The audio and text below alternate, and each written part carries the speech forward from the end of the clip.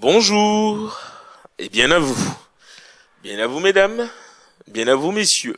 Bienvenue dans le Blabla Wilson, l'émission qui vous en donne pour le temps que vous lui consacrez.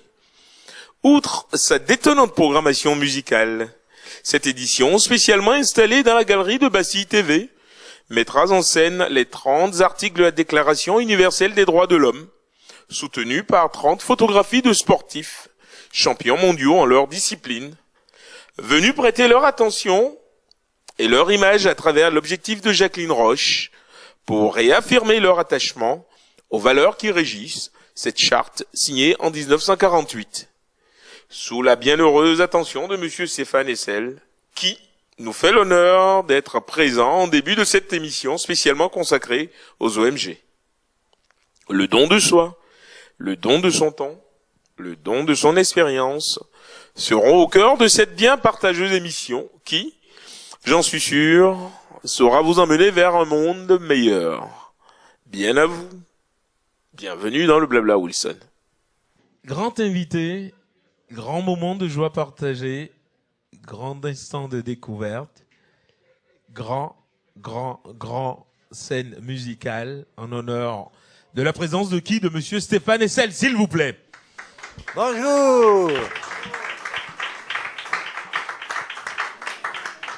Quel plaisir d'être avec Jacqueline Roche et avec ce merveilleux livre que je recommande à tout le monde sur la Déclaration universelle des droits de l'homme, celle qui devrait nous contraindre tous à être véritablement proches de nos valeurs fondamentales, de nos droits qui figurent là depuis 60 ans maintenant. C'est fou. J'adore l'incroyable exclamation de vos propos, puisqu'on sait très bien que vous avez, comme beaucoup, mis aussi la main à la pâte pour réaliser cela, mais cela aussi traduit de grands moments difficiles. Il y a eu une terrible guerre que, heureusement, les jeunes d'aujourd'hui n'ont que vaguement dans leur mémoire. Mais il est bon de rappeler qu'après cette guerre, nous nous sommes réunis, nous, les vainqueurs, et nous avons dit désormais, il nous faut un texte fondamental. Et ce texte n'est pas assez connu, ce texte n'est pas assez mis sous les yeux des écoliers, des étudiants, des lycéens, qui devraient savoir que tous les êtres humains naissent libres et égaux en droit, qu'ils sont doués de conscience et de raison. Voilà des choses qui nous sont proches, qui nous permettent d'être ensemble. Et c'est à Jacqueline Roche que nous devons de pouvoir illustrer ce texte par un magnifique bouquin. Oui, c'est encore très fort, mais quand on en revient à ce que vous venez de dire, il y a tout un pan de la société qui doit se marrer. La Déclaration universelle des droits de l'homme. On n'a jamais vécu de moment aussi triste aujourd'hui. À quoi ça sert? À quel moment ces grands mots qui régissent l'homme peut enfin sévir? On a le Rwanda, c'est pas très vieux. On a le Darfour, c'est pas très vieux. On a le Kosovo, c'est pas très vieux, monsieur Hessel. À quel moment les nations pourront éventuellement prendre conscience qu'il y a eu les déclarations universelles des droits de l'homme? Vous êtes aussi ambassadeur de France. Oui, et nous sommes tous en train, plus que jamais avant dans l'histoire de l'humanité, de savoir que ce qui s'est passé au Rwanda était inadmissible, de ce qui se passe aujourd'hui au Darfour ou ailleurs est inadmissible. Pourquoi le savons-nous? Parce que il y a 60 ans, on a déclaré clairement les droits et les valeurs fondamentales. Réjouissons-nous, ne disons pas que rien n'est obtenu, disons que tout reste à faire. Cette déclaration, qu'est-ce que c'est? C'est un programme, c'est le programme commun, non pas seulement des gouvernements, mais des peuples, c'est-à-dire des citoyens, que vous êtes, vous et moi, et Jacqueline, et nous sommes en tant que citoyens responsables de donner la pleine application à ces textes. Ne nous plaignons pas, ces textes sont là et nous permettent d'agir. Et quand nous nous bagarrons en France pour que les immigrés soient traités comme le demande la Déclaration universelle, que les prisonniers soient traités en respectant leurs droits humains fondamentaux, nous nous bagarrons en utilisant ces textes comme un repère fondamental sur lequel nous pouvons appuyer notre action et dire à nos gouvernements, que ce soit celui de M. Sarkozy ou celui de M. Brown ou celui de Mme Merkel, attention, si vous ne respectez pas ce qui est là, si que vous ne lisez pas ces textes et que vous ne les respectez pas, vous êtes coupable. Et nous sommes là pour vous appeler à vos responsabilités. On le fait jamais assez. On le fait jamais assez. C'est d'autant plus intéressant, Monsieur Hessel. C'est un immense plaisir de vous voir aussi révolté, et malgré le temps, mais vous restez toujours le jeune homme de 20 ans qui pourra toujours les séduire. Mais j'aimerais savoir, Monsieur Hessel, comment leur faire entendre raison s'il n'y a pas une force supérieure pour appliquer aussi la loi? C'est un programme. Si le programme n'est pas appliqué, comment faire? N'oublions pas que l'humanité est pleine de vices, pleine de volonté de pouvoir, pleine de volonté de violence, et que combattre tout cela, c'est l'effet des éducateurs. Il faut qu'ils s'y prennent rapidement, dès le plus jeune âge. Nous avons un immense champ devant nous, et pour que ce champ puisse être utilisé par les grands sportifs, par les grands acteurs, par les grands artistes, il faut qu'ils puissent se référer à ces textes, savoir que ces textes ont été adoptés par tous les États membres des Nations Unies, c'est-à-dire les 192 États actuels. Il faut qu'ils le sachent et il faut qu'ils travaillent ensemble pour qu'un jour, il y ait pour le monde entier ce qui existe déjà pour l'Europe, une cour des droits de l'homme. Nous avons la nôtre à Strasbourg, et lorsqu'un Européen voit ses droits violés, il peut aller demander à la cour des droits de l'homme de le justifier. Nous n'avons pas cela pour le monde. Oui, mais nous savons que l'Europe est vernie, puisque la plupart des États composants, évidemment, cette grande Europe, ont ceci de force, et qu'ils ont le mot démocratie qui leur colle à la peau.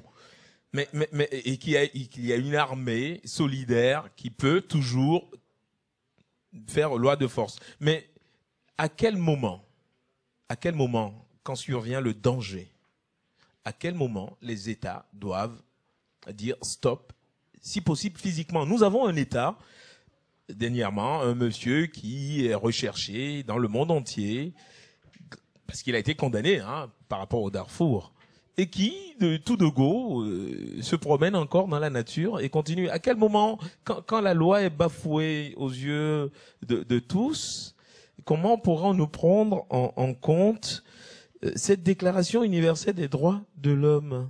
S'il n'y a pas une force, et je le redis, pour l'appliquer. Nous avons Éric Besson qui continue à bafouer la plupart des textes qui sont rédigés dedans. Nous avons Monsieur Sarkozy, que vous venez de dénoncer parce que vous faites partie des rares personnes à le dire publiquement, qui continue à le bafouer. Et pourtant, la plupart des intellectuels, hormis vous, et je vous en prie, Monsieur Stéphane Hessel, s'il vous plaît, encore, pour son courage public, qui vient avec force réaffirmer. On aura l'occasion tout à l'heure de rencontrer Monsieur Berès, Jean-Louis Roche, qui font aussi partie des gens qui se battent. Il faut que nous soyons nombreux. Moi, je suis un vieux qui va bientôt disparaître. Il faut qu'il y ait des jeunes. Et il y en a à la Fédération internationale pour les droits de l'homme, il y en a à la Ligue des droits de l'homme, il y en a à Human Rights Watch, il y en a beaucoup, et qui travaillent avec une merveilleuse intensité et un très beau courage. Et qu'est-ce qui va les encourager plus que d'avoir sous les yeux le livre de Jacqueline Roche, dont je voudrais encore une fois rendre hommage, car un livre aussi beau, avec de belles photos et avec un texte clair, nous rappelle que non seulement la Déclaration universelle est là pour nous aider, mais que les deux pactes des droits de l'homme qui ont été adoptés 18 ans plus tard, le pacte des droits civils et politiques et le pacte des droits économiques, sociaux et culturels, sont là, qui engagent juridiquement les États. Alors vous dites, mais c'est pas appliqué. Non, non, nous vivons encore dans un monde à construire, un monde qui n'est pas encore en état où il devrait être si nos ambitions d'humanistes étaient enfin réalisées. Nous vivons dans un monde de violence, dans un monde de pouvoir, dans un monde d'abus. Il faut lutter là contre, mais il faut le faire en sachant que ce que nous réclamons figure dans des textes appliqués internationalement par des organisations. Il faut soutenir ces organisations, notamment l'Organisation des Nations Unies, qui est le résultat merveilleux des combats menés tout de suite après la Deuxième Guerre mondiale, et nous sommes aujourd'hui 192 États membres de cette organisation. Nous avons la chance d'avoir à Paris l'UNESCO, l'une des organisations de ce grand ensemble. Ne soyons pas ingrats. Nous avons de quoi travailler. Nous n'avons pas encore obtenu les succès que nous voulons, mais nous avons de quoi y travailler tous ensemble. Bien sûr, monsieur Stéphane Hessel. Restez en place. Le concept de cette émission, c'est de mettre en scène des artistes émergents. Ils deviendront forcément aussi célèbres que vous, on l'espère. Sous l'œil attentionné d'un invité que nous aimons, que nous chérissons régulièrement, à l'image de ce que nous faisons pour vous ce soir, qui vient témoigner par sa présence de la qualité de celles et ceux qui vont jouer pour elle. À l'image de Cynthia Saint-Ville, soprane de son état, mais elle nous parlera tout à l'heure de ses autres nombreuses passions. Elle est ici aussi pour témoigner évidemment de son amour, de la Déclaration universelle des droits de l'homme. Cynthia Saint-Ville, s'il vous plaît.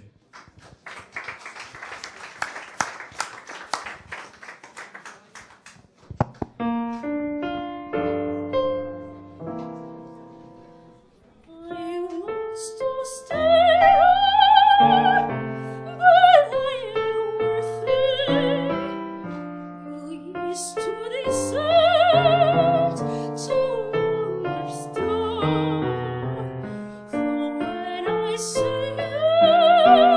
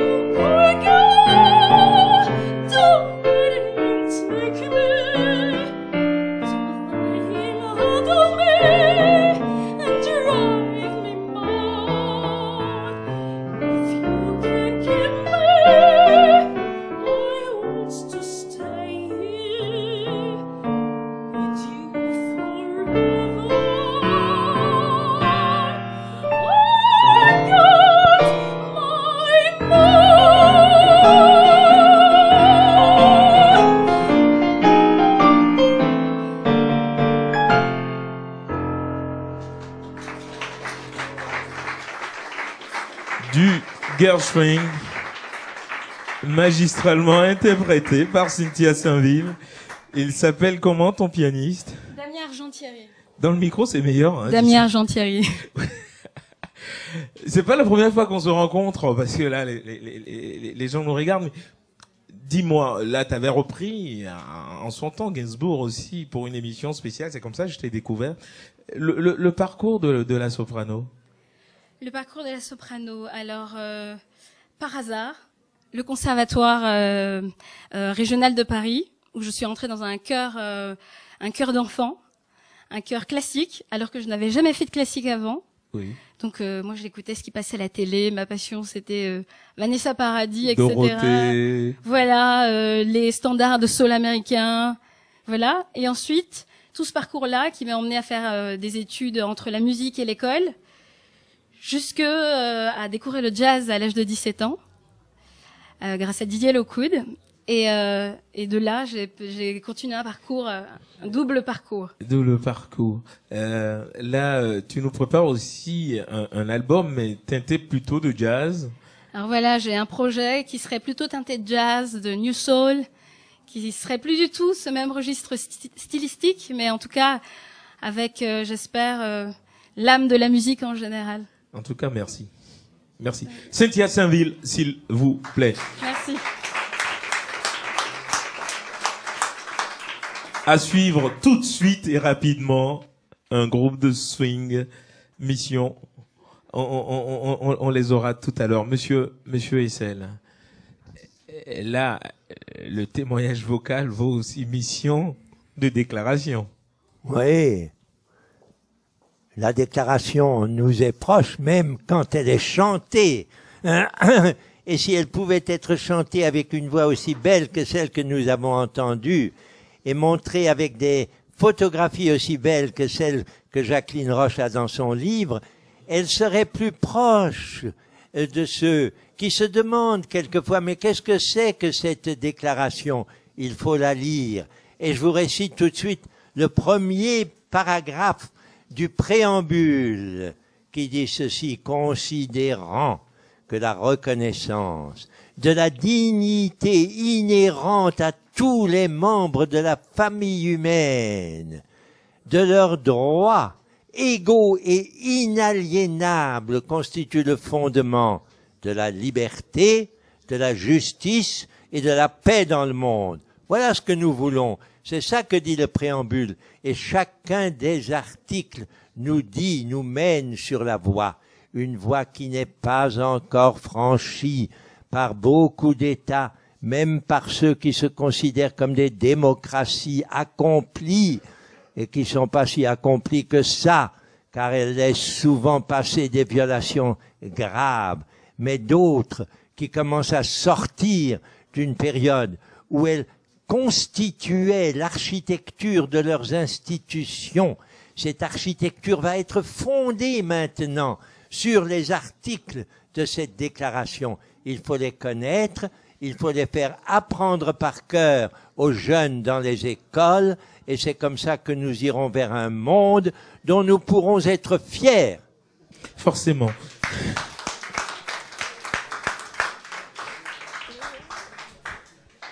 J'aimerais savoir votre opinion sur quelques mots, M-A-U-X, qui gangrènent un peu le monde aujourd'hui. Quand on parle un peu du conflit israélo-palestinien, croyez-vous qu'il faille rapidement et du jour au lendemain que les Palestiniens aient un État?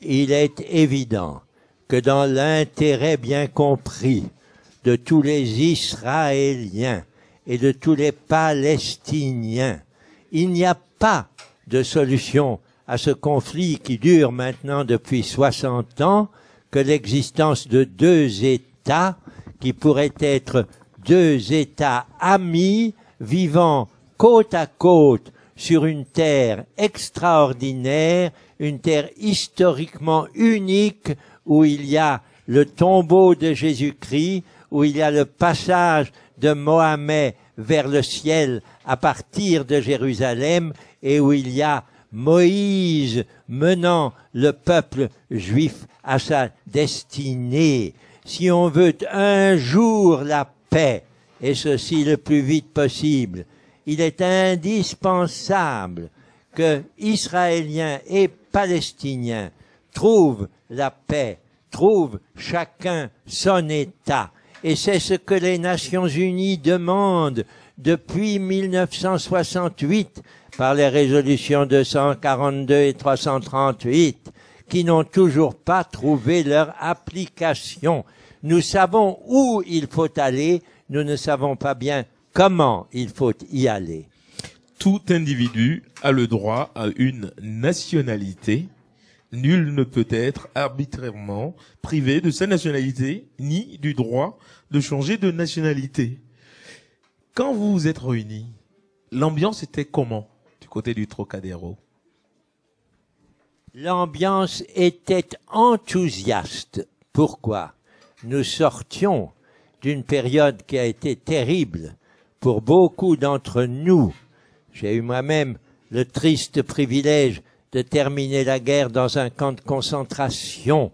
Je savais ce que c'était que le national-socialisme. J'avais lu Hannah Arendt, je savais ce qu'était le totalitarisme. Et je disais, chers amis, cette déclaration que nous sommes en train d'adopter, elle est la voie à suivre pour ne plus jamais revenir à ces horreurs que nous avons malheureusement connues. C'était aussi simple que cela. Ah, ça vaut une ovation, hein, parce que là, on sent cette émotion qui tienne. Avant de vous laisser, Monsieur Stéphane Hessel, juste avant de vous laisser partir, j'aimerais juste savoir, vous êtes né à Berlin. Oui. Et vous êtes devenu français. Oui. Vous avez contribué évidemment à ce qui régit la fierté des Français aujourd'hui, puisque la déclaration a été notifiée, rédigée ici en France. Quel regard ou quels mots avez-vous pour celles et ceux qui vous regardent en ce moment et qui vous connaissent pas du tout? Parce que quand on dit Monsieur Stéphane Hessel, quels mots voudrez-vous qu'ils gardent de vous?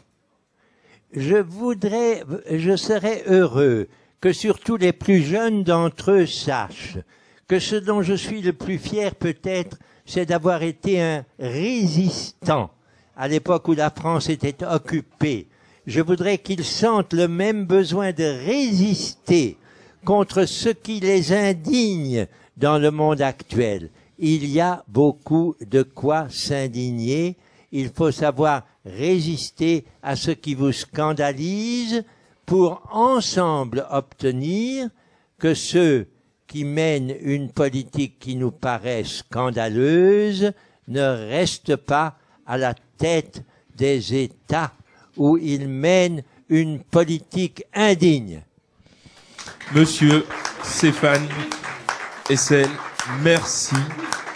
Merci d'être venu sur le plateau du Blabla, installé ici au cœur de Bastille, et grâce à qui, évidemment, Jacqueline Roche, qui publie Humain doué de conscience, un livre événement, témoin en son temps, qu'il faudrait forcément vous procurer dès l'instant où vous en aurez envie, après avoir posé une attention soutenue sur les images, évidemment, qui décorent cet espace. Il s'appelle Mission un peu swing. Ils arrivent pas à s'installer très rapidement, mais c'est le blabla qui veut du swing. Vous allez en avoir, et vous allez accompagner Monsieur Stéphane Hessel, évidemment, sur ses pas, nonchalant et très dansant. Mission un peu swing sur la scène du blabla.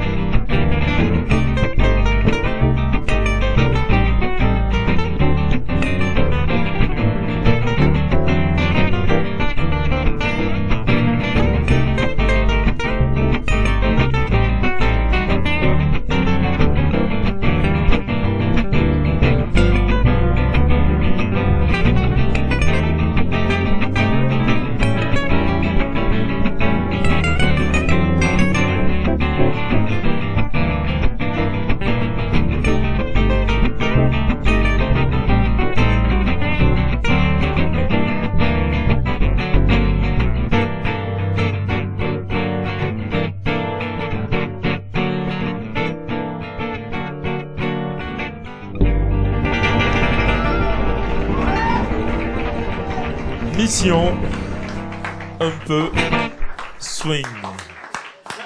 Non, c'est assez marrant. Mission un petit peu swing, quoi. Au fait, vous en mettez pas beaucoup, quoi. Et voilà. Et puis vous partez avec le son, le rythme. Bon, c'est bon, on a fini l'interview. Donc, mais présente-moi tes amis rapidement. À la contrebasse, Sébastien, Oleg, Pascal, Didier. Qui a composé le titre là? Didier. C'est pour ça on l'attendait hier pour les balances. Raconte-moi l'épopée fantastique de Didier. On va faire simple, on va raconter l'épopée du morceau, quoi. Alors en jazz manouche, la tradition, c'est que quand on aime quelqu'un et qu'on veut lui dédier un morceau, on rajoute son prénom soit devant, soit derrière. Là, il s'agissait d'une bossa nova dans le style manouche. La personne à laquelle c'est dédié s'appelle Kat. Ça s'appelle Bossa Kat, quoi. Voilà. C'est un petit peu la démarche globale de ce morceau. C'est personne que j'aime et à laquelle j'ai dédié ce morceau. Voilà. Ce que les gens ne savent pas non plus, c'est que la route fut longue. Ah oui, la route fut longue avant d'arriver ici, tu veux dire? Ah bah bien sûr, on est passé par Bastille, les bars, non, c'est un long chemin de pérégrination que tous les musiciens connaissent. Les petits bars, les petits endroits, les petits boui-boui, bon, le trottoir, et puis voilà. Tu sévis tous les mardis soirs dans un café à Bastille qui s'appelle le Mosaïque. Tout à fait, on est à 2 pas d'ici, donc Mosaïque Café, bar très sympa où tous les mardis ça joue en bof. On essaie d'animer, donner un petit peu de bonne humeur, de la joie, de l'envie d'être là, quoi. Donc participer avec nous au swing, participer avec nous au swing, quoi. En tout cas, merci. Merci de votre présence. Est-ce qu'il y a un MySpace, il y a une adresse où on peut aller chercher des infos? Tout à fait. Le MySpace pour Mission un peu swing, c'est MySpace MUPS 1, MUPS 1, comme mission un peu swing. Et 1 parce que c'est le hasard qui a fait qu'on ne pouvait pas prendre MUPS, c'était déjà pris. Donc on a mis un petit 1 devant, mais sinon on trouve toutes les informations nous concernant sur MUPS 1, sur le MySpace. Voilà. Mission un peu swing, merci d'être présent. Un peu swing, s'il vous plaît. Il s'appelle Ty Christ. Il ouvre évidemment ce beau livre édité aux éditions L'Inévitable, réalisé, concocté et mis en page par Jacqueline Roche. Quand on prête son image pour l'article le plus fort des 30 de la Déclaration universelle des droits de l'homme, qu'est-ce que ça fait tous les jours quand on marche dehors? Alors, je ne sais pas si c'est l'article le plus fort. En tout cas, tous les articles sont vraiment extraordinaires dans ce livre. C'est vrai que c'est une chance extraordinaire pour moi d'avoir l'article numéro 1 et même d'être aux côtés de tous ces grands sportifs et rendre un petit peu ce que le sport peut me donner parce que... Désolé, le caméraman me faisait signe. Oui, non, je disais... C'est une chance pour moi parce que le sport m'a donné tellement et pouvoir un petit peu transmettre ça à travers un livre en donnant un petit peu mon image, en donnant un message aux jeunes. Et c'est vrai que de nos jours, ce texte est extraordinaire, mais il est peu connu. Donc d'être un des ambassadeurs pour le faire connaître, c'est fabuleux. C'est fabuleux. Il faut dire que tu es le champion du monde de roller en ligne. Mais c'est quoi roller en ligne? Je sais, ça fait rire beaucoup de monde quand on dit ça. En fait, c'est du roller acrobatique, donc sur les rampes. C'est un sport qu'on voit beaucoup aux États-Unis parce que dans les grandes compétitions, on peut avoir jusqu'à 25 000 personnes qui sont dans la salle et 300 millions de téléspectateurs sur les télés. C'est acrobatique, donc ça fait 27 ans que je fais du roller. J'ai commencé tout gamin et bien sûr, je pensais pas en faire mon métier. Hein. C'est venu petit à petit, mais étonnamment, ça fait déjà 13 ans que je parcours le monde et que je vis pleinement de ma passion. Et petit à petit, je commence à réaliser que les gens me regardent, donc je commence à prendre la conscience que j'ai une responsabilité envers ça, surtout envers les enfants, de leur transmettre un message positif. Tu te rends positif. compte qu'il y a une nouvelle mission qui t'incombe. Bah oui, bien sûr. Au début, quand j'étais plus jeune, je m'en rendais pas compte, mais quand il y a des enfants qui ont les yeux qui brillent et qui nous disent j'aimerais tellement avoir ton parcours et faire comme toi, bien sûr qu'on prend conscience que notre image devient un peu publique. Il faut faire attention et être un des représentants de ce livre, c'est vraiment fabuleux pour moi. Porter ces articles, ça reste quelque chose d'unique et important dans une carrière. Mais quand Jacqueline Roche t'a appelé pour poser ton regard, ton visage, évidemment, poser ton visage sur ce livre, Tu les connaissais déjà, les déclarations universelles? Et non, ben non, et c'est bien pour ça aussi que je me suis engagé, parce que malheureusement ces articles sont très peu connus des gens. Normalement, ça devrait être imposé dans les écoles, tout le monde devrait presque le connaître par cœur. Et j'ai pris plaisir à les lire un par un. Alors à dire vrai, je les connais pas encore par cœur. Hein. J'ai pas eu encore vraiment le temps. C'est l'occasion de parcourir évidemment ces articles. Mais dis-moi, Jacqueline, quand tu les appelais, comment tu leur as présenté le projet?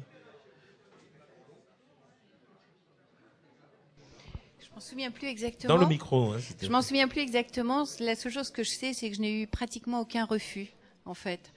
Ils ont tous été d'accord pour illustrer un des articles de la Déclaration universelle, très facilement en fait. Et Taï Chris a le premier article parce que c'est le premier qui a dit oui en fait. Voilà. C'est les rencontres. Elle avait pensé à moi, elle m'a contacté en premier. Et évidemment, j'ai pas dit non. Ça, on peut pas dire non. C'est une chance fabuleuse. Et à partir de là, j'ai essayé de donner un petit peu un coup de main. Mais c'est vraiment à Jacqueline qu'il faut dire un grand bravo, parce qu'elle a pris ce livre à bras le corps, et elle a vraiment bougé tout à ses frais pour que le livre puisse sortir aujourd'hui. Donc c'est elle. Nous on le porte avec notre image, mais c'est pas beaucoup par rapport à ce que elle a fait. Vraiment. Ouais, je vois que c'est un jeu de ping-pong Non, c'est la vérité. C'est la vérité. On va pas. Nous, en tant que sportifs, on ne peut pas prendre une place qu'on n'a pas. Donner notre image, c'est tellement peu finalement, et venir de temps en temps consacrer 1 heure comme ça, c'est peut-être pour des gens ils considèrent ça comme beaucoup, mais finalement c'est pas beaucoup. Donc Est-ce que dans le monde du sport, le monde dans lequel tu évolues, celui du roller en ligne, donc on rappelle que tu es le champion du monde, ça c'est quand même énorme. Ben oui, forcément. Est-ce qu'à un moment t'as dit à un de tes amis, de tes concurrents, tu ferais mieux de lire le livre de Jacqueline? Non, parce que ça fait pas hyper longtemps qu'on travaille sur le livre. J'en ai parlé bien sûr à beaucoup d'amis. Mes concurrents non, parce que depuis que le livre est sorti, j'ai pas fait de compétition, donc tout simplement. Mais évidemment, depuis que je travaille en quelque sorte sur ce livre, que j'ai eu le temps de le lire, que j'ai eu le temps de parcourir les articles, bien sûr j'en ai parlé. D'abord à ma famille, à mes parents, à mon frère, à mon entourage proche. C'est logique. S'engager pour ne pas dégager.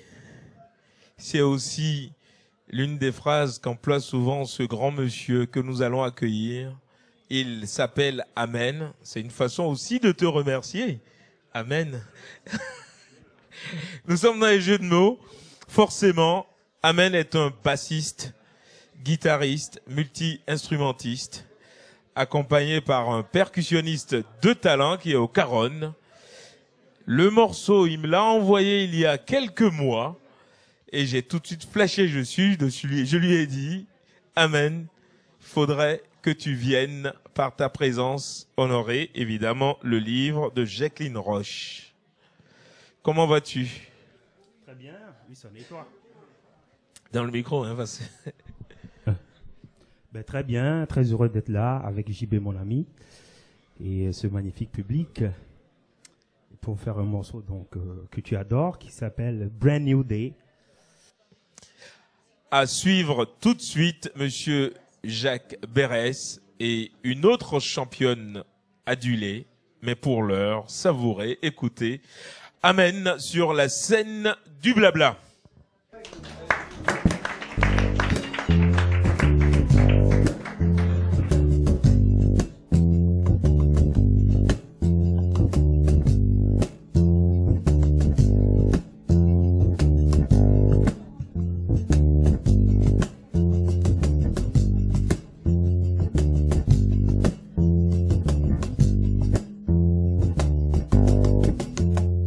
Novinha, uou, a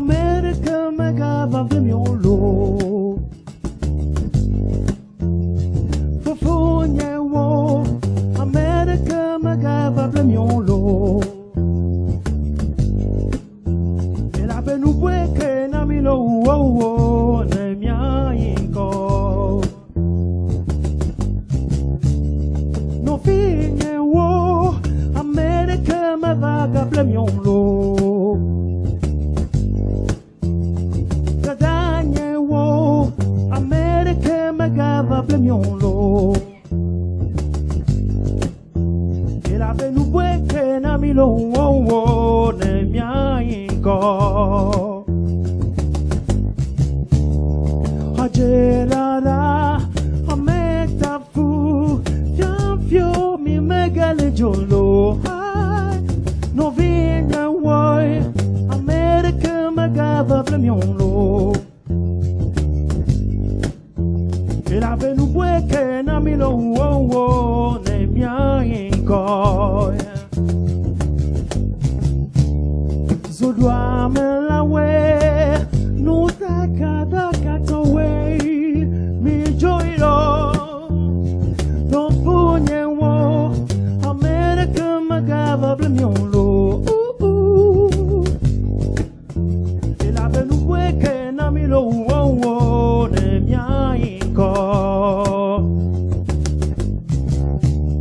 Mia tonya no mia fatto prepofo, mi sone mia hono signe mia to.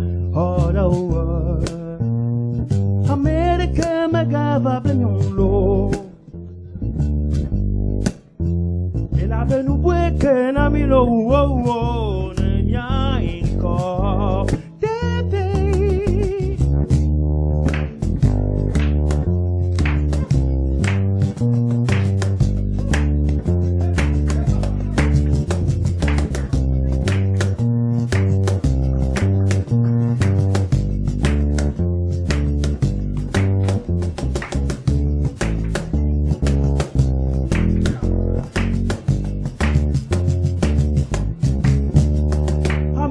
Tafumi, ukwebe mi umatro, wanyabe kame suna yolo, no vinye woi, America magava plemiolo, e la benubwe ke na milo uo ne mia inko, e la benubwe ke na milo uo ne mia solo. Hey, la benue que na milo wo.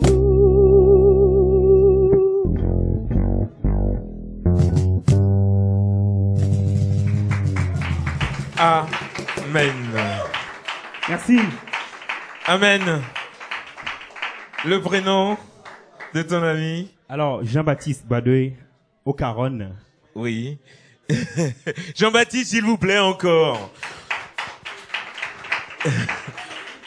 Raconte-moi, tu ne fais pas que ça, mais reprendre le son blues avec une intonation jazzy, et tout cela mélangé avec la langue de ton pays natal. Exactement. Le Mina. Le Mina. Qui est une langue parlée au Togo, donc, dont on est tous les deux originaires, donc. Ouais, mais c'est assez marrant parce que il y a quelque temps, je sais pas si je t'en avais parlé, et je parlais de ça avec Papa Wemba et Kofi Olomide, et je leur disais qu'il fallait reprendre les grands standards de jazz en africain, avec un big band. Mais tu pourrais arranger cet album-là, tout compte fait. Bah oui, je pense que c'est faisable, parce que déjà, le blues ou le jazz, les bases, c'est l'Afrique, quoi. C'est parti, même si ça se joue pas en tant que musique africaine, les bases sont parties d'Afrique avec l'histoire des esclaves. Et je pense que si les Africains décident de jouer du jazz, c'est pas du tout prétentieux, ce n'est qu'un juste retour des choses. Ouais. Et on peut le chanter, jouer du jazz ou du blues dans nos langues, ça s'y prête bien, je pense. Oui, forcément. Voilà. À te voir aujourd'hui et l'entendre, c'est très fort. L'album est en gestation? Alors l'album est quasiment prêt et on est en train de faire les dernières touches. Et ça sera dans les magasins très bientôt. Voilà, sur les tu reviendras? Ben, avec plaisir. Oui. Si tu le veux. Ça te coûtera une bière, quoi. Ben, voilà. C'est pas cher. Hein. Amen. Encore, s'il vous plaît, à suivre tout de suite, Monsieur Jacques Berès. Et oui, voilà un son qui rafraîchit forcément. Amen. Allez chercher l'album, il sera prochainement dans les bacs. Mais pour l'heure, il a fait partie de celles et ceux qui ont mis aussi la main à la pâte pour créer ce que nous appelons Médecins sans frontières, Médecins du monde. Voici un homme engagé qui surtout s'est dégagé, je veux dire l'univers dans lequel nous vivons ici aujourd'hui, pour aller prêter main forte à celles et ceux qui en ont besoin ailleurs. Monsieur Berès, bonsoir. Bonsoir. J'aimerais comprendre, là on parle de la Déclaration universelle des droits de l'homme, Nous parlons de ce qui régit le programme. Tout à l'heure, Monsieur Essel nous l'a signalé. Vous faites, je le disais tout à l'heure, pour celles et ceux qui nous regardent, partie évidemment du comité fondateur de Médecins sans frontières, en compagnie d'un autre grand monsieur qu'on connaît aussi, Monsieur Kouchner. Et aujourd'hui, vous présidez les enfants du Canal. J'ai eu l'occasion d'avoir les enfants de Don Quichotte sur le plateau du Blabla. Et déjà à l'époque, on me parlait de vos actions, et vous avoir sur ce plateau, c'est un immense plaisir que je ne saurais crier. Ben, c'est un grand plaisir pour moi aussi d'être avec vous. Monsieur Berès, encore, s'il vous plaît.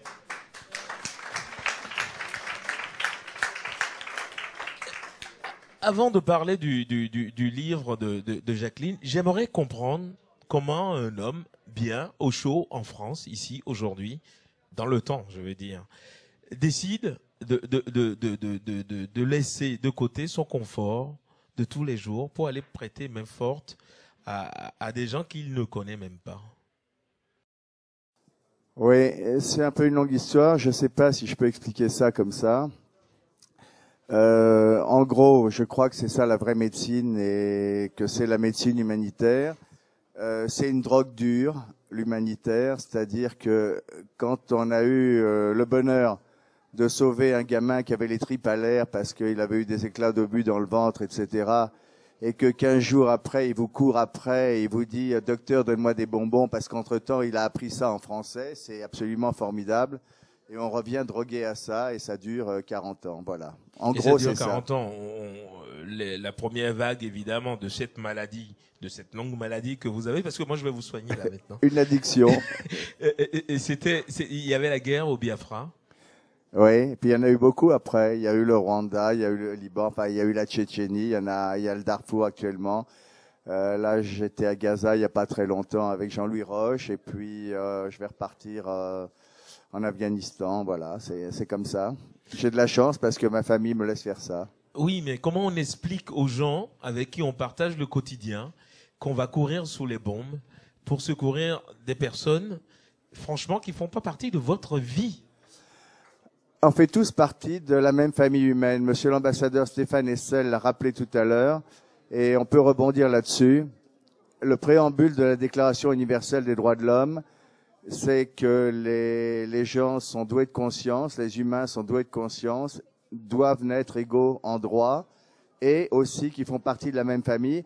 Et encore autre chose qu'il n'a pas eu le temps de dire, c'est que dans cette famille, on doit avoir des rapports de solidarité. C'est marqué dans le préambule de la Constitution de la Déclaration des droits de l'homme.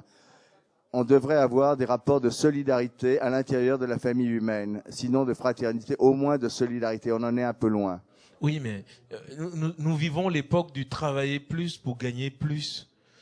Et comment vous expliquez aux gens, aux normaux, qu'il faille aller là-bas? Comment vous expliquez ça aux gens?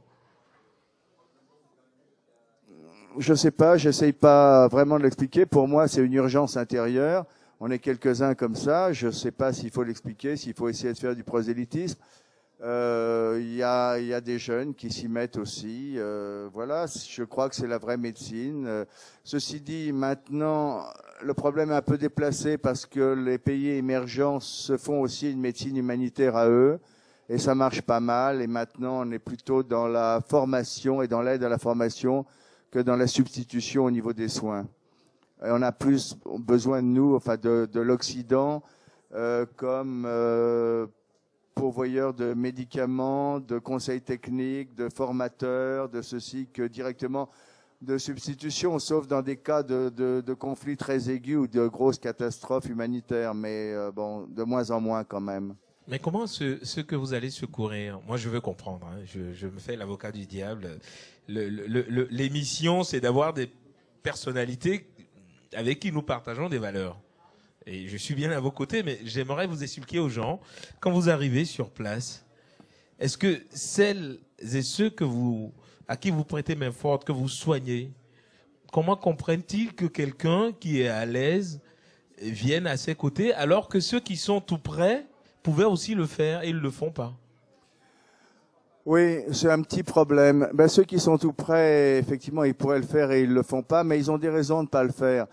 parce qu'ils sont inquiets pour une partie de leur famille qui est dans la mauvaise zone du pays, ou parce que leur maison a été bombardée, ou parce que eux, ils peuvent se faire enlever sur le chemin entre leur domicile et l'hôpital, ainsi de suite, ou ils sont de la mauvaise ethnie, au mauvais moment, au mauvais endroit. Donc, finalement, si on arrive de l'étranger un peu blanc, avec une certaine expérience, une certaine aura, ça passe presque mieux. C'est presque plus facile pour nous. Et puis bon, chacun se cherche. Voilà, moi je suis pas encore fini. Je sais pas si ça finira un jour, mais on se cherche tous ici et puis aussi à l'étranger. Voilà. Et vous empiétez des fois aussi sur des lois internes à des pays. Oui. Vous savez, je crois que tout ça c'est lié. Je crois que tout ça c'est lié. L'humanitaire à l'étranger, l'humanitaire ici. Maintenant, je m'occupe de sans-abri ici. C'est un problème que je connaissais pas du tout à force de courir le monde. Je connaissais pas du tout le problème des sans-abri. Je l'ai découvert. Ce qui se passait à côté. Ouais, je l'ai découvert avec le canal Saint-Martin. Enfin, j'avais participé à des opérations grand froid de temps en temps, mais comme ça, de façon très ponctuelle. Non, avant, même avec Médecins du Monde, mais de façon très ponctuelle. Et j'ai vraiment découvert ça sur le canal Saint-Martin avec les Don Quichotte. Et quand je suis arrivé le premier jour, j'ai discuté avec eux, j'ai trouvé ça formidable, ce mouvement. Puis il y avait déjà 200 tentes sur le canal. Dans le paysage, c'était assez beau. Et je leur ai dit, alors au point de vue médecine, vous faites comment? Ils m'ont regardé, ils ont dit, ah oui, tiens, là, il y a un petit problème. J'ai dit, bon, d'accord, je vais être le médecin du camp. Et puis ça a commencé comme ça. C'est une vraie maladie, une très bonne maladie. C'est une maladie. C'est une très bonne maladie. À l'image de... Au fait, vous avez besoin d'un garde du corps. Oui, absolument. Oui, mais qui pourrait penser que ce charme ambulant, ce concentré de beauté, c'est vrai, pourrait vous mettre KO en moins de 2. C'est une championne de karaté, quoi. Là, c'est le genre de femme qu'on rencontre au coin du bar et puis on tape sur l'épaule. Alors, ma belle. Le karaté, championne aussi, médaillée olympique. Malheureusement, on n'est pas une discipline olympique, mais j'ai été plusieurs fois championne du monde, oui. Ah, mais c'est énorme. Mais là, moi, je vois ça de près.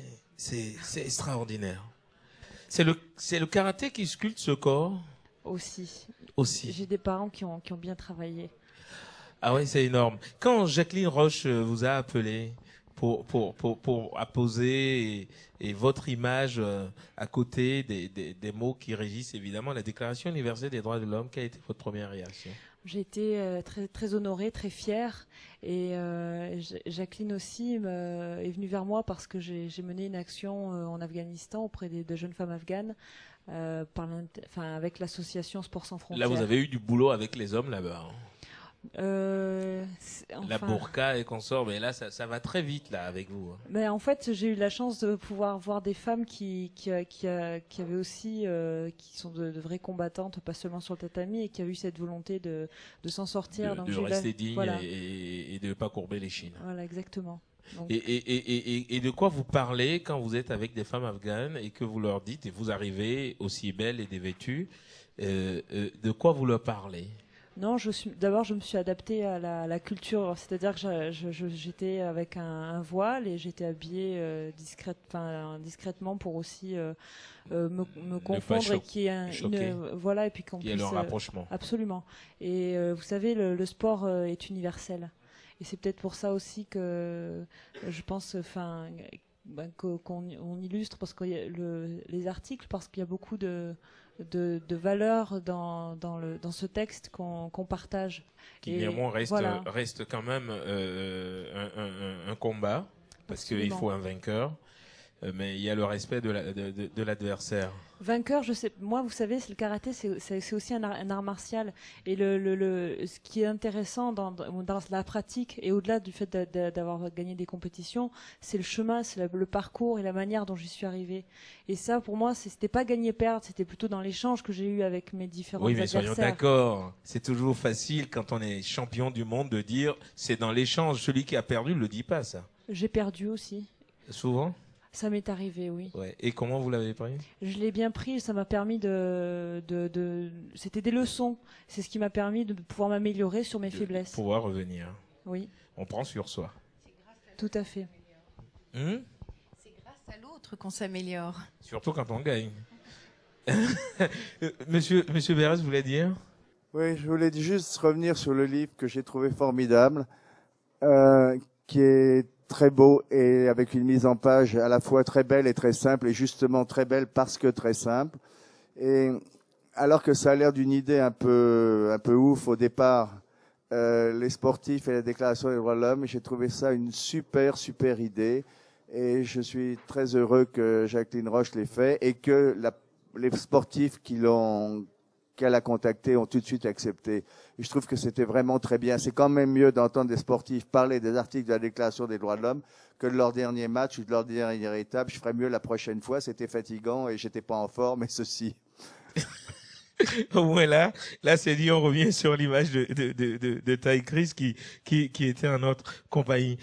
Jacqueline, à quel moment tu t'es dit, parce que dans toute grande entreprise, à l'image de cette réalisation, il y a des moments où on se décourage, où on se dit j'y arriverai jamais. Alors ça, j'ai pas douté une seule seconde. Ce livre était fait et pour faire l'ouverture du 60e anniversaire des droits de l'homme à l'UNESCO. Et j'ai eu aucun doute parce que je pense qu'on est presque à l'heure, et on y est maintenant, à l'heure des humains doués de conscience. Et je pense que quand on voit tous les sportifs là, ils sont tous français, ils ont toutes les origines, toutes les couleurs, et ils sont tous français, c'est super beau quoi. Ça paraissait juste une évidence, le sport fédère l'humain sans discrimination, et c'était bien pour médiatiser, le sport était vraiment un choix évident. Et les articles, avec le recul et cette réalisation, à quel moment tu t'es dit ouais, je l'ai réalisé? Non, quand on décide, une fois qu'on a plongé dans une piscine, en général, on est obligé de continuer après. Hein. Surtout c'est quand la décision est prise, on y va après. On y va tout à l'heure. De toute façon, ce qu'il y a, c'est qu'il faut maintenant qu'effectivement des gens participent, puisque je me suis complètement engagée à ce que les bénéfices soient reversés à des associations humanitaires, et on en est très très loin pour l'instant, donc il faut que les gens participent. Le livre est en vente au kiosque en avril et en mai. Il est dans tous les kiosques de Paris et de région parisienne, et il faut aller l'acheter, quoi. Forcément. Voici aussi, sur ces mots, une femme qui parcourt le monde, qui est partie de la Bretagne, juste de l'autre côté en Inde, qui nous ramène la vibe, le Bollywood attitude, mêlé au classique, au jazz, et fait énormément de choses. Notre première rencontre, c'était un soir dans un bar à Rennes, où on a longtemps discuté. On s'est retrouvés à Paris dans le métro, et on a décidé d'installer son son sur le plateau du Blabla. Elle s'appelle Céline. Comment vas-tu? Super Wilson, je suis contente d'être venue à ton émission. C'est vrai. Il s'appelle comment, l'accordéoniste? Stéphanus Vivens. Stéphanie? Stéphanus Vivens. Vivens. Merci d'être sur le plateau du Blabla. La scène est à toi.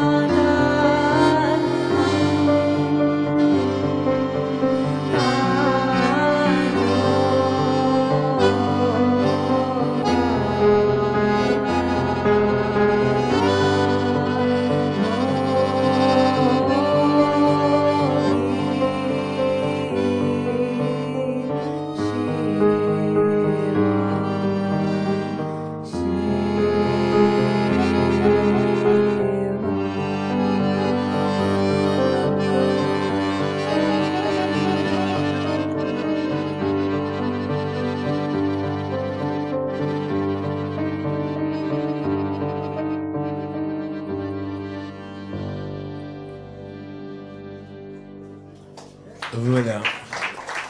Un instant plongé dans le monde de Shiva. Carrément. Composition.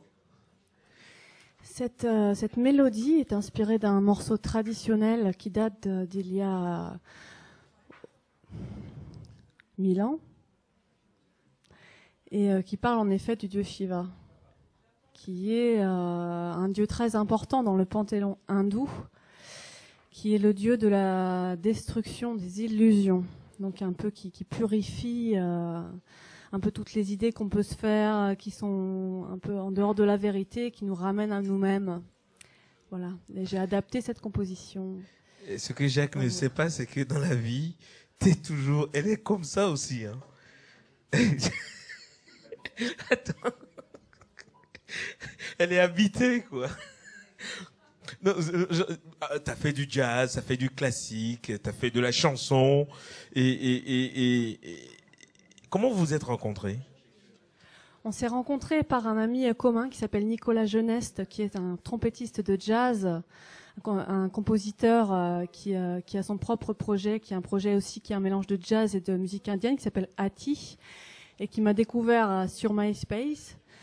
Et on s'est rencontrés parce qu'on était tous les deux sur ce projet. Et Stéphanus est un pianiste, un clavier très talentueux sur ce projet. Et j'ai découvert qu'il faisait aussi de l'accordéon. Voilà. J'espère qu'il reviendra avec sa formation personnelle, nous gratifier d'un titre sur la scène du blabla. L'incroyable éclectisme, évidemment, de cette émission fait partie du combat je mène à porter haut, évidemment, toutes les créations. Bientôt, il y aura un label. Et nous irons faire prochainement une émission devant le Parlement pour obliger les maisons de disques à distribuer absolument toutes les créations. Ça fait partie du petit combat que je suis en train de mener, mais ça va arriver très très vite. Il y aura un projet de loi qu'un privé, qu'un citoyen ira déposer au Parlement suite à une émission. Parce que ce qui est inadmissible, c'est que toutes ces créations, depuis tout à l'heure, ont du mal à rentrer dans les bacs. Mais grâce au référendum d'initiative citoyenne, vous pourrez le faire. Exactement. Magnifique. Exactement. Le combat n'est pas fini et je suis en compagnie d'une autre grande combattante. Elle s'appelle Claire Judel. Elle préside l'Association pour le développement, la santé des femmes. Oui, tout à fait. D'ailleurs, je suis ravie de pouvoir en parler ce soir parce que donc c'est une petite association pour l'instant. Il y a une centaine d'adhérents, une trentaine de membres actifs, mais on ne demande qu'à être connu de façon plus grande. Donc historiquement, donc c'est une association qui a été fondée en 2001. Donc maintenant, elle a un peu plus de 8 ans. Donc elle est assez récente quand même comme association. Et donc elle regroupe un ensemble d'hommes et de femmes volontaires, donc qui souhaitent travailler et mettre en commun leurs compétences pour développer donc justement la santé de la femme. Donc c'est pas du tout une association féministe comme son nom pourrait l'indiquer, mais c'est suite à un constat où finalement donc la prise en charge de la femme ne peut pas être faite exactement comme la prise en charge de l'homme, puisqu'il y a des pathologies spécifiques à la femme. Et donc dans l'association, on regroupe pas mal donc de sages-femmes, de gynécologues, obstétriciens, donc de personnes donc du domaine médical qui s'occupent à l'image aussi de Jacques la santé des femmes. Qui a déjà intervenu un peu dans cette association. Non, j'ai pas eu l'occasion, mais je trouve ça un boulot formidable parce qu'effectivement, dans beaucoup de pays, la santé des femmes pose un gros problème et c'est une énorme injustice. Je veux dire, il y a une injustice devant la maladie et la morbidité entre les hommes et les femmes. Oui. Et comment? Mais moi, j'aimerais comprendre quand vous arrivez dans des pays comme ça, c'est une façon de désavouer les gouvernements. Bon, moi je suis pas une personne de terrain. Moi je m'occupe de cette association, mais c'est vrai que moi je trouve que j'ai pas le charisme pour aller justement comme ça vers les autres. Donc du coup moi je suis plus dans l'organisationnel, la rédaction des projets, l'aide à trouver des financements pour pouvoir les réaliser. Donc, Et moi, Dieu sait que c'est important. Ouais. Mais bon, côté terrain, c'est vrai que voilà, moi je peux pas trop en parler. je pense pas qu'on aille à l'encontre de quoi que ce soit. Je pense qu'il y a des besoins qui existent, il y a des nécessités, il y a des choses qu'il faut prendre en charge. Et justement, enfin, la DSF, comme disait Jacques Berès tout à l'heure, donc ne veut pas se substituer à des choses manquantes, mais aider par le transfert de compétences. Donc nous, on s'oriente principalement sur la formation, sur l'accompagnement, pour que après, une fois que donc nous sommes les gens partis, puissent se prendre en charge. voilà. Et on s'oriente aussi principalement, dès que c'est possible, vers des projets que la population locale ont sollicités. Si on arrive en disant il faut faire ça, bon, souvent ça a du mal à passer. Si la population locale est demandeuse d'un sujet particulier, on s'investit dedans, on s'engouffre dedans et on essaie d'apporter l'aide nécessaire. qui peut le plus correspondre. Tout à l'heure, je parlais on a eu avec Kouchner le droit d'ingérence. Et comment vous le vivez, vous, ça? Oh, c'est un peu compliqué, c'est controversé par certaines associations humanitaires respectables. Médecins sans frontières n'est pas d'accord. Ronnie Broman a fait des tirades contre. Je crois de toute façon que à la fois c'était une grosse avancée parce que ça a été passé à l'ONU, c'était un projet français quand même très généreux qui a été admis par l'ONU. C'était quelque chose d'assez extraordinaire. En même temps, je crois que c'est maladroit d'appeler ça droit d'ingérence. Il aurait fallu dire devoir d'ingérence ou parler d'autre chose. Voilà, c'est assez complexe. Ça n'aide pas spécialement. Mais bon, c'était une belle idée, généreuse au départ. Problème de remplacer. Enfin, malheureusement, oui, l'humanitaire vient souvent en substitution d'États ou de gouvernements défaillants. Alors, il peut être défaillant pour des raisons d'impossibilité matérielle ou par vice politique ou par mauvaise gouvernance ou par de façon délibérée pour affaiblir ou martyriser une partie de leur population pour des raisons politiques inacceptables. Alors là, oui, on est un peu en opposition avec le gouvernement, mais c'est bien. À l'image de votre toute dernière intervention à Gaza. Oui, enfin quand même, on était demandé par le Hamas et c'était bien. Moi, j'avais déjà travaillé à Gaza et j'étais content de retrouver les collègues palestiniens. Non, je veux dire, monsieur l'ambassadeur Stéphane Hessel, à son âge, il a fini son propos en parlant de résistance. Et je trouve que résistance, c'est quand même un très beau slogan. Tout à l'heure, j'étais avec ma femme à la manifestation Place Saint-Michel pour les migrants, pour s'opposer à un ministre de l'immigration qui a un quota de 5500 inculpations à faire pour des personnes qui aident simplement des migrants en situation irrégulière. Et j'ai trouvé la manifestation, bon, elle était très justifiée, mais un peu mollassonne, et personne ne criait résistance, résistance, qui était vraiment le slogan qui s'impose. On parle du Moyen-Orient, on en arrivera tout à l'heure, puisque l'émission tire à sa fin à Roche, qui vous accompagne aussi dans vos périples en faveur de celles et ceux des nécessiteux, hein.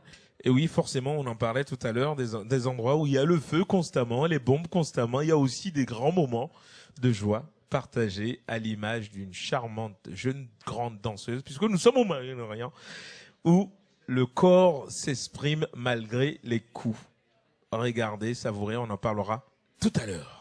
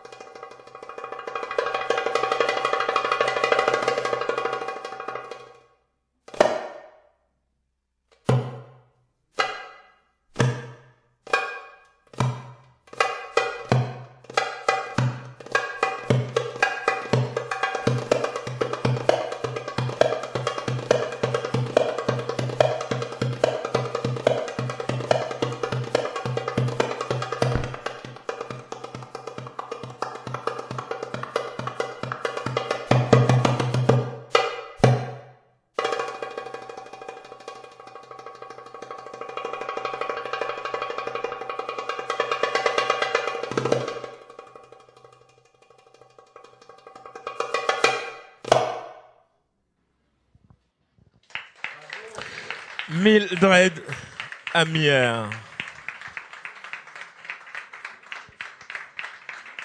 Comment vas-tu? Très bien, merci, un peu essoufflé, mais ça va. Je vais quand même dire le mot. Hein. Je connais plein d'hommes là qui sont en train de me faire des clins d'œil et tout. Pardon? Il y a plein de mecs qui sont en train de me faire des clins d'œil. Ah, alors j'espère que ça vous a plu au moins. Est-ce que ça vous a plu au moins? Merci beaucoup. Prochain spectacle? Très prochainement, mais ce sera à Monaco. Faut dire qu'elle est sollicitée. Formation, comment tu travailles? Juste de la passion, beaucoup d'amour et beaucoup de travail. Seule ou toute seule, malheureusement. Je suis obligé de la regarder droit dans les yeux parce que c'est une interdiction de descendre le regard. Non, ne me regarde pas comme ça. C'est très dur d'interviewer de jolies femmes, vous savez.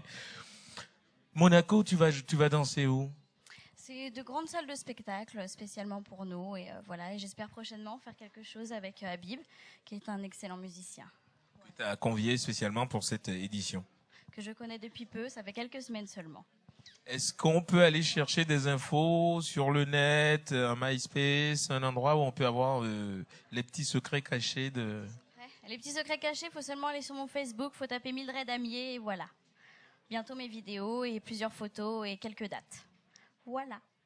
Voilà. L'autre jour, tu dansais et ma fille a dit « Elle déchire, papa ». Mildred, s'il vous plaît, encore. À suivre tout de suite, Sherazade, on restera dans ce monde merveilleux de l'expression arabe. Et on retrouve qui? Jacqueline qui fait le tour, qui va, qui revient, tout ça, qui va voir les invités. Forcément, nous sommes dans le show de Jacqueline Roche et on revient à Judel qui va nous parler des actions les plus marquantes et surtout les futures. Alors, bon, du coup, je suis ravie d'avoir l'occasion de pouvoir parler un peu de ce qu'on fait parce qu'on a plusieurs missions. Donc, l'ADSF, donc, comme je le disais tout à l'heure, donc est partie du l'association pour le développement de la santé des femmes. Donc du coup est parti du constat donc on pouvait pas prendre en charge la santé de la femme comme on prenait en charge la santé de l'homme. Et bon, pour donner quelques chiffres, donc je crois que c'est un chiffre qui date de 2005 où on se rend compte que 650 000 femmes dans le monde meurent des complications liées à l'accouchement ou à la grossesse. Donc elles ne meurent pas de maladie, elles meurent en donnant la vie. Voilà, donc à partir de ce constat-là, il fallait bien faire quelque chose et prendre en charge spécifiquement donc la santé de la femme, que ce soit donc dans les pays en voie de développement ou dans certains pays, une femme sur 12 meurt des suites de l'accouchement, alors que dans les pays industrialisés, c'est 1 sur 4000. Donc c'est juste pour faire un petit comparatif. Et donc l'ADSF a décidé donc à la fois en France et à travers le monde de s'occuper de la prise en charge de la grossesse et de l'allaitement, enfin de la prise en charge globale de la femme lors de sa grossesse, et au niveau aussi de la prévention. Et donc au niveau de Paris, on a donc deux consultations de gynécologie auprès des femmes en situation de grande précarité, donc les SDF, donc en lien avec le SAMU social. Donc là, on a 2 consultations, 1 à 2 consultations par semaine. Donc ça, c'est ce qu'on arrive à faire en France, parce qu'il y a des choses à faire en France également. Et à travers le monde, donc on a plusieurs missions, notamment aux Comores, où donc depuis 2002, l'association est présente et où régulièrement nous envoyons des sages-femmes françaises là-bas pour une période de 2 à 4 mois pour aider justement la formation des sages-femmes comoriennes. Et donc c'est vraiment ça, c'est une des grandes actions de la DSF, c'est la formation. Et donc, la formation voilà. Pour pouvoir permettre à celles et ceux qui sont chez eux de pouvoir se débrouiller. Voilà. C'est-à-dire, d'où le proverbe, il est plus facile d'aider que d'apprendre à pêcher. C'est surtout ça. On pourrait le dire. Mais Monsieur Bérès, quand on voit des actions, à un moment, moi je me rappelle d'une catastrophe qui avait eu lieu et il y avait des appels aux dons. Et Médecins sans frontières avait dit c'est bon, on en a assez, arrêtez. Et à quel moment il y a trop de dons? Vraiment pas souvent. La position de Médecins sans frontières a été violemment combattue. Ils avaient juste oublié de dire que c'était trop de dons pour Médecins sans frontières.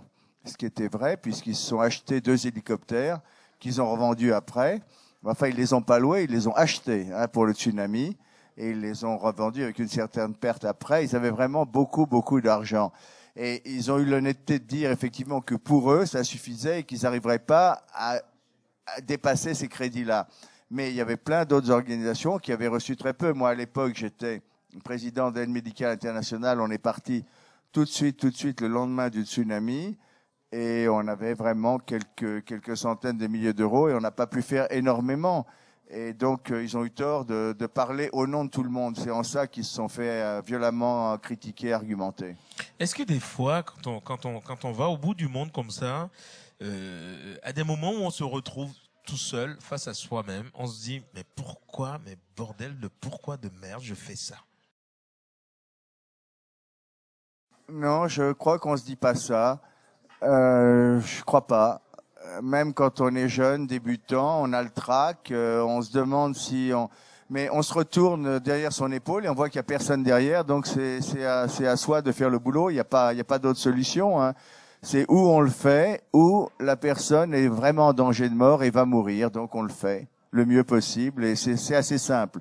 Ce genre de choix, c'est assez simple. Il y a d'autres choix plus difficiles, de tri de blessés, d'urgence, de ceci, mais ça, c'est assez simple. Ça, c'est assez simple. Est-ce que l'encouragement, l'engagement ne fatigue pas des fois aussi? Alors moi justement si, parce que j'avais envie de rebondir par rapport à ce que vous disiez tout à l'heure sur le trop-plein entre guillemets de dons qu'avait reçu Médecins sans frontières. Oui. La difficulté d'une petite association comme la nôtre, on sait qu'il y a beaucoup d'énergie, notamment le fondateur Bernard Guillon qui est gynécologue obstétricien, qui part régulièrement sur le terrain, qui était notamment à Gaza en janvier dernier. Et voilà, il y a beaucoup de bonne volonté, de projets, voilà. Enfin, moi, je crois en l'humain, mais nous, on a beaucoup de difficultés à trouver un premier gros financement qui nous fera décoller. Comment faire? Et donc c'est là où c'est un peu épuisant pour ça. Celles et ceux qui vont vous aider, c'est déductible des impôts, faut le rappeler. Tout à fait. Donc ceux qui ont beaucoup ou qui en ont un peu à donner, faut pas qu'ils craignent pour leur bourse, puisque cela pourrait même aider à ne pas payer trop d'impôts. Non, tout à fait. C'est une loi qui existe toujours et les gens ont souvent, les gens l'oublient souvent. En tout cas, merci d'être venu témoigner évidemment de cet engagement. Je pourrais faire balancer le poème ou le proverbe de dire que l'engagement c'est un sale boulot, mais il faut bien que quelqu'un le fasse. Hein? On dit en anglais art is a dirty job, but somebody got to do it. On peut l'employer aussi pour l'engagement, vu la dureté évidemment de la tâche qui vous incombe. Elle s'appelle Sherazade. C'est la 3e fois qu'on l'accueille sur le plateau du Blabla. L'album existe, enfin. Il sort et elle est venue nous présenter son tout nouvel album. Elle est sur la scène du Blabla. Vous saurez tout de suite pourquoi. Sherazade, la scène est à toi.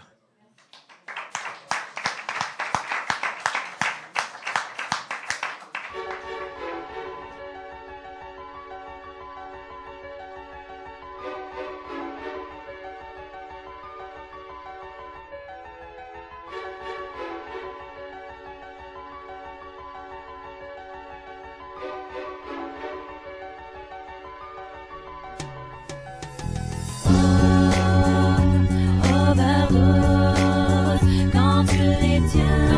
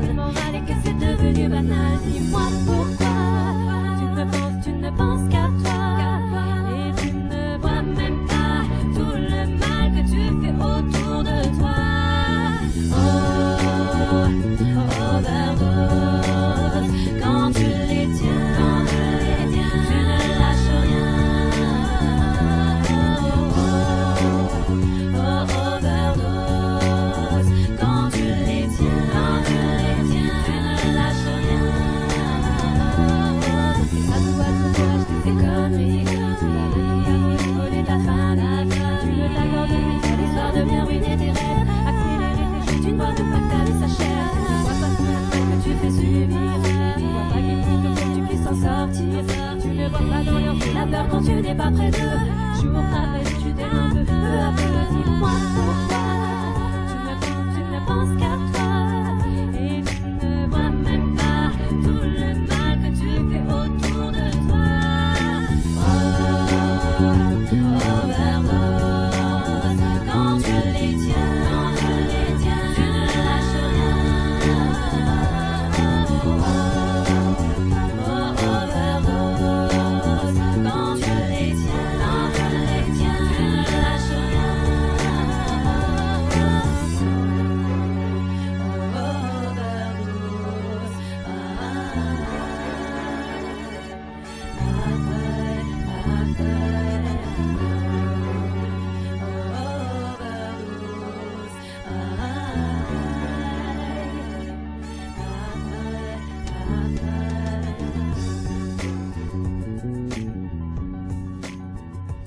Sherazade, s'il vous plaît.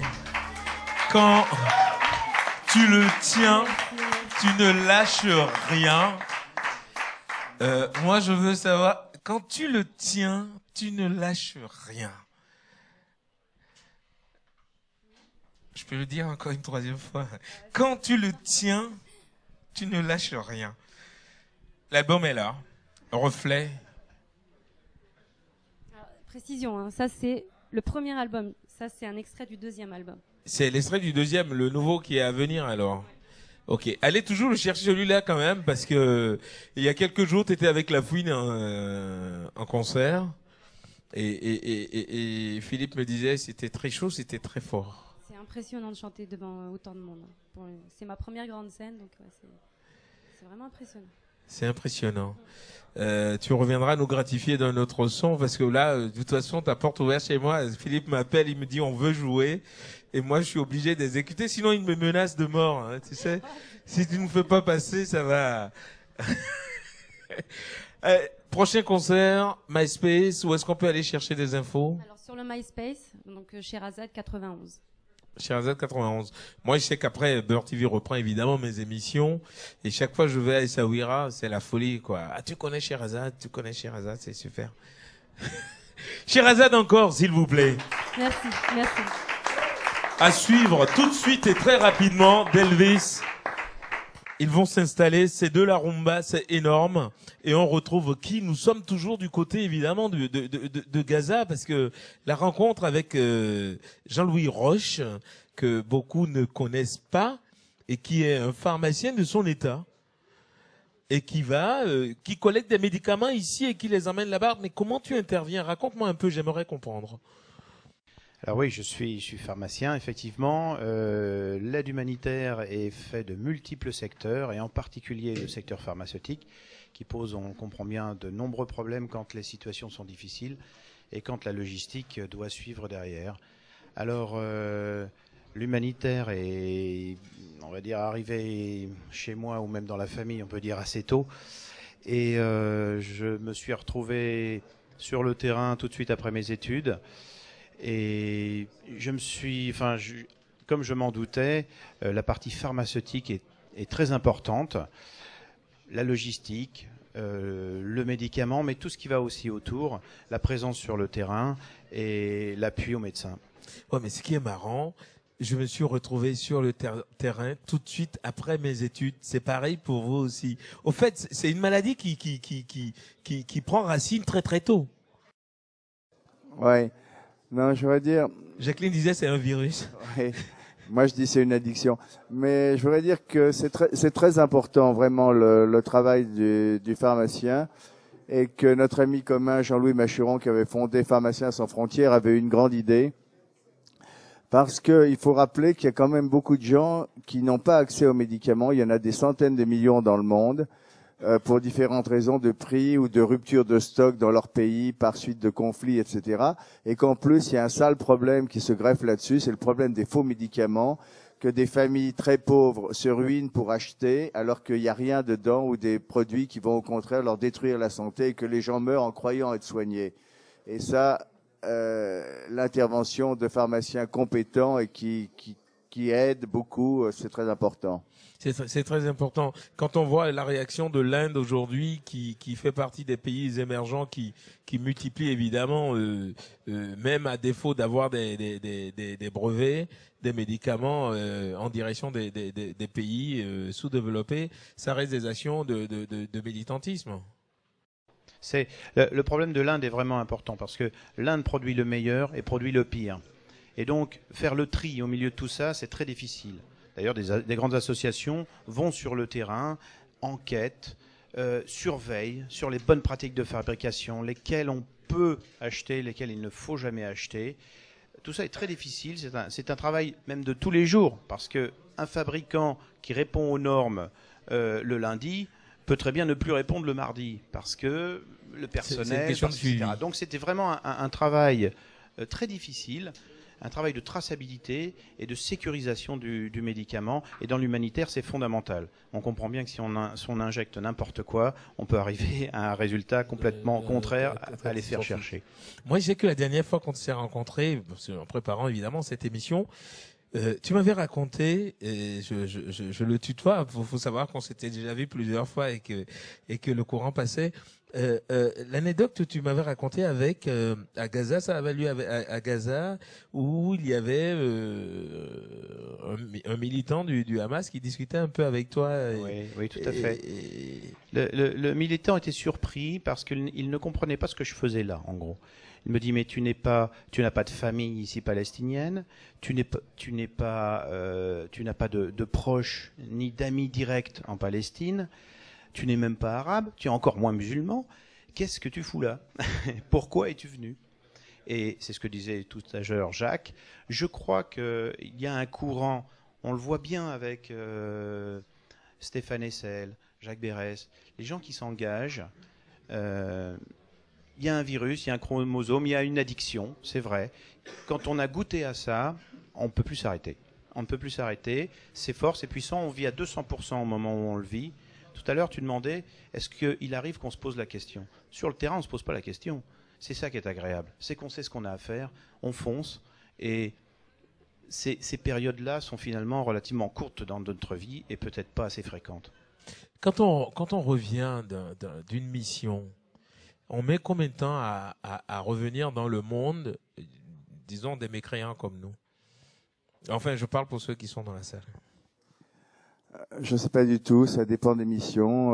Ma femme dit que quand je suis revenu du Rwanda, j'ai pas parlé pendant 2 mois, mais je m'en rendais pas compte. Voilà, mais en général, c'est court et ça va bien plutôt. Voilà, il faut quand même se dire que c'est les autres qui souffrent, hein. Nous, on souffre par sympathie au sens fort, on souffre par compassion. Une partie importante de notre rôle, c'est de témoigner, à part soigner, c'est de témoigner. Et puis une autre partie, qui est la troisième, c'est d'être là simplement, en même temps qu'eux, la main dans la main avec eux, de prendre les bombes sur la figure comme eux, ou les mêmes ennuis, les mêmes tracas qu'ils ont.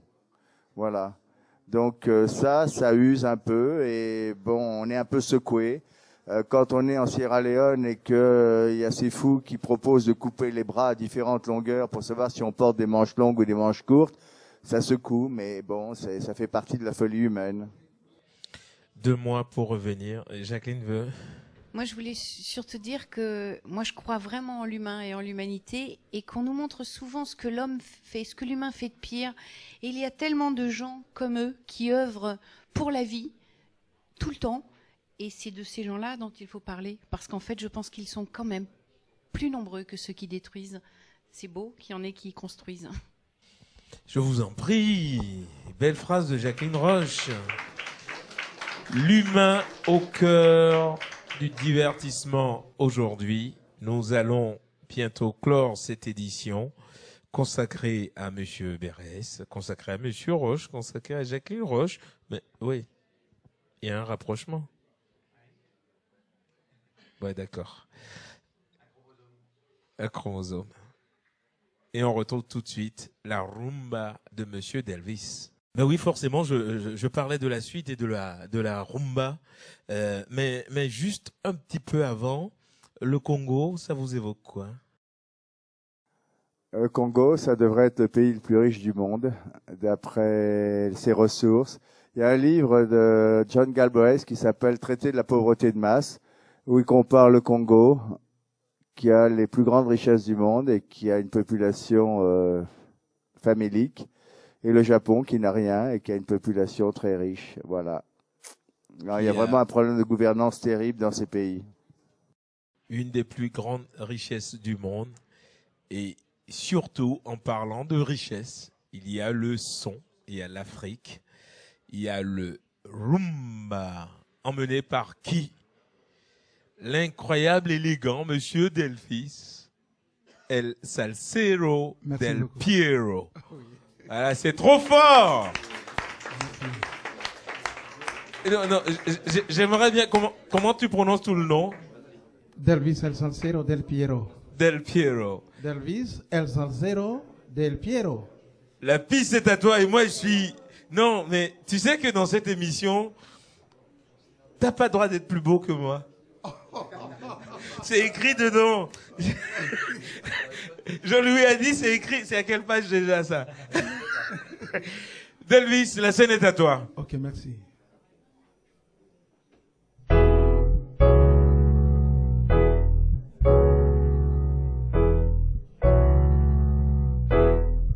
Cathédrale de Paris, oh là, cette cathédrale avec ses tours, oh là là, cathédrale de Paris, oh là, cette cathédrale avec ses tours, oh là là, sur les bords de la Seine, au milieu de cette île parisienne,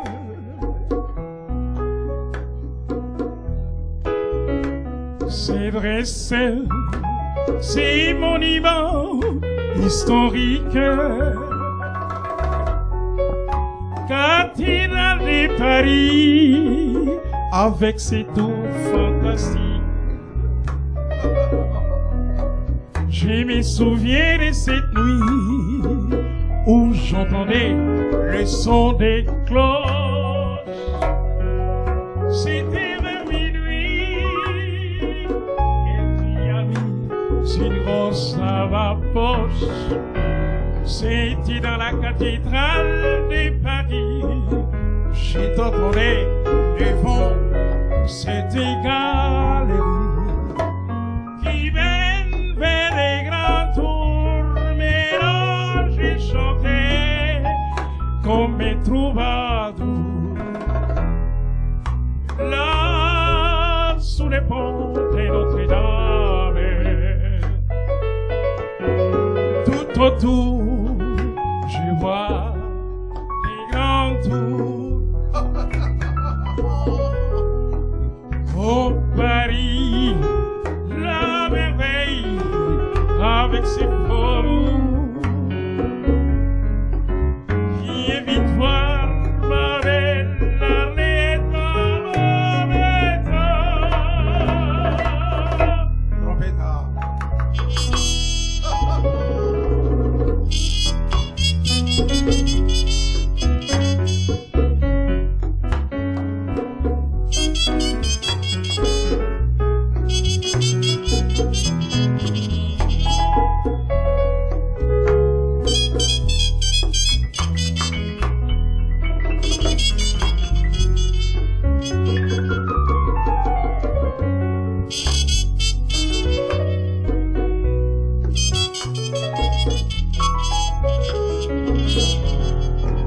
Je me souviens de cette nuit où j'entendais le son des cloches.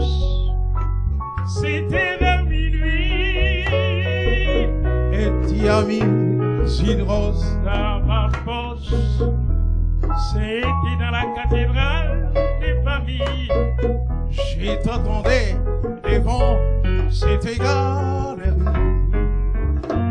qui mène vers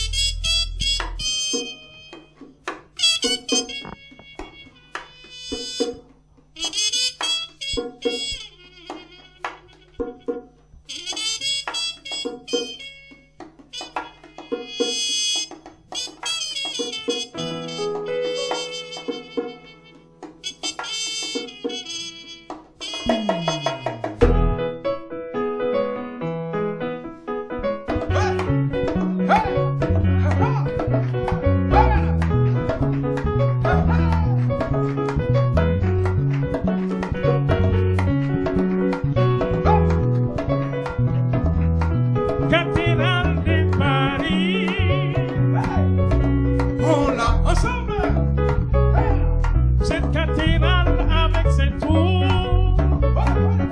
Oh là là. Cathédrale de Paris. Oh là. Ensemble. Cette cathédrale avec ses tours. Oh là là. Libre soya cathédrale. Oyaki otiaki. Vololo na pochnaga. Toyemba pena lingala. Izalaki la cathédrale. Oya Paris. Cathédrale de Paris. Oh là.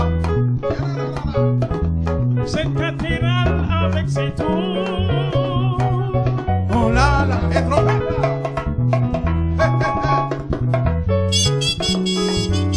Ah ah.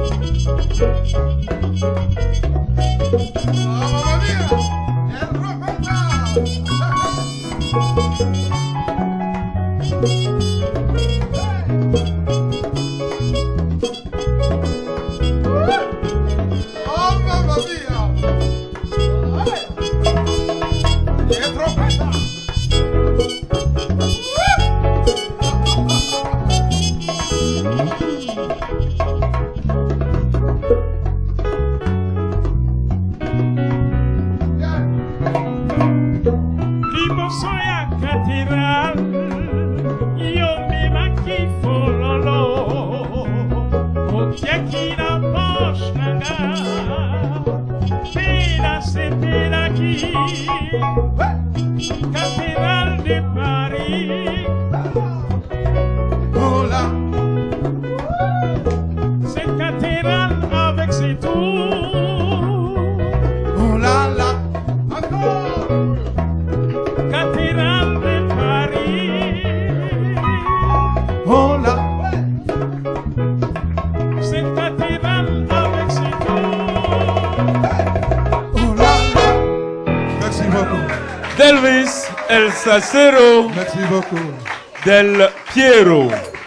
Je peux vous présenter? Bien sûr, vas-y.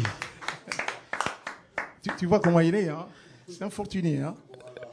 Il s'appelle Fortuné. Fortuné. Percu. Au piano, vous avez un pianiste jazzman. Franchement, il s'appelle Tchacho. Tchacho au piano. Le Benjamin, il a 24 ans. C'est Micho Bass. El Trompeta! El Trompeta, El Trompeta, il vient de sortir même un album. Tiens, passe-le-moi, passe-le-moi. Ah voilà! C'est un peu là.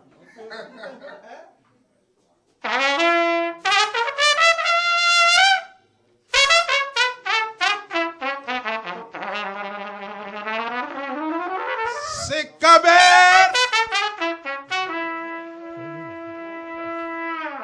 Kaber Kabasele. Merci beaucoup. L'album sera bientôt dans les bacs. La couleur musicale, c'est la rumba, teintée de salsa. On l'a compris dans le nom. Évidemment, les disques sortent le mois prochain. Si tout marche bien, vers le 20. Il y a 12 titres, dont vous avez écouté l'extrait, c'est Cathédrale de Paris. 12 titres avec 5 clips. Et j'ai dit très bientôt, dans toute fois, il est là. Je sais que d'ici la fin du mois, tu reviendras en comité restreint de faire un petit live ici pour Jacqueline. Et ça, il y aurait que toi toute la soirée, on en a parlé. Et ce jour, j'espère que Jacques Béret serait dans le coin ou que Jean Ross serait là à nouveau pour écouter tout l'album de façon acoustique. Jacqueline, le livre est là. Il coûte pas cher, il coûte 23 €. Vous pourrez vous le procurer tout au long de cette exposition. C'est jusqu'à la fin du mois, ici ou ailleurs, ou dès ce soir. Vous pourrez demander à Jacqueline, elle est là, elle va vous le dédicacer. Ça parle de ce que nous avons de plus cher en nous. Le programme qui régit le vivre en commun. Allez le chercher, s'il vous plaît. C'est aussi chez vos buraliste. Jacqueline, elle est là. Merci Jacqueline. On n'a pas fini, hein, on va encore en faire des choses. Merci de m'avoir présenté Jean-Louis. On s'est bien marré. Merci. Ouais. Hein, c'est sympa. Au-delà de tout, l'amitié, c'est surtout, ça sert surtout à ça. Et merci de m'avoir fait rencontrer Jacques Berès, qui reste malgré cette incroyable expérience que regorge sa vie, un homme très simple et accessible. J'en suis tout ému et c'est fou, quoi. Tu déchires. Merci à toi, Wilson. Merci évidemment à Stéphane et celle qui est patientée. Merci à tous les artistes. Merci Céline Vadier. Merci.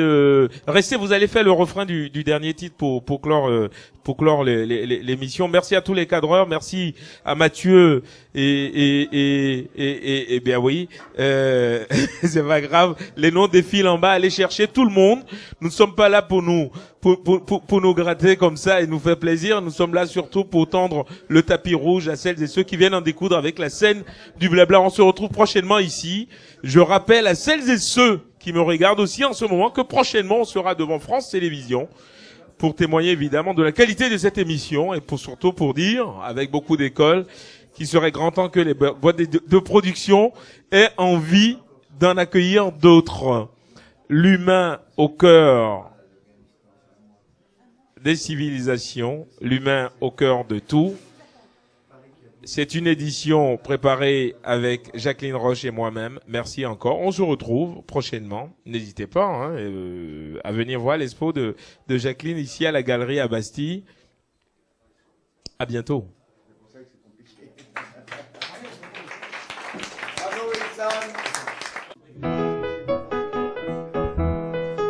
Eh oui. Arriba!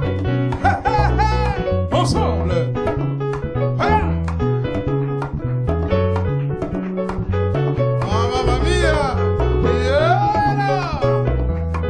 Cathédrale de Paris, ensemble, on l'a ensemble. Cette cathédrale avec ses tours, on l'a là. Cathédrale de Paris, on l'a. Cette cathédrale avec ses tours, on l'a là. Libre soya cathédrale, Mama Joa Yaki, Mama Joa Tiaki, Bololo na bocha costume nanga, Izalaki na cathédrale, cathédrale de Paris, cathédrale de Paris, oh là. Cette cathédrale avec ses tours, oh là là. Cathédrale de Paris, oh là. Cette cathédrale avec ses tours, oh là là. Et trompette, voilà.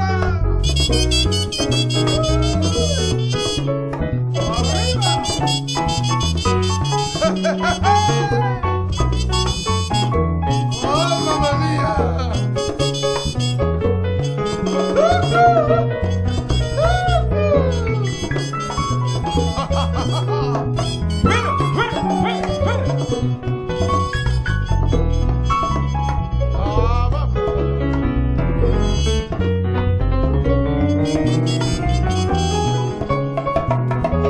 Libre soya cathédrale,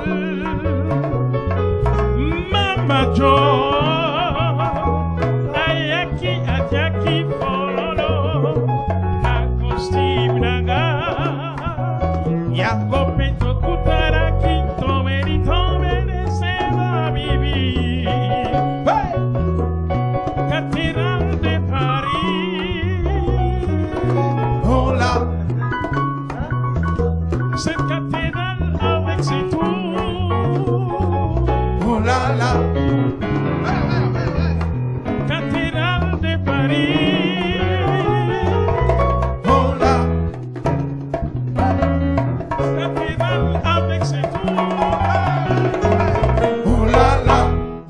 beaucoup.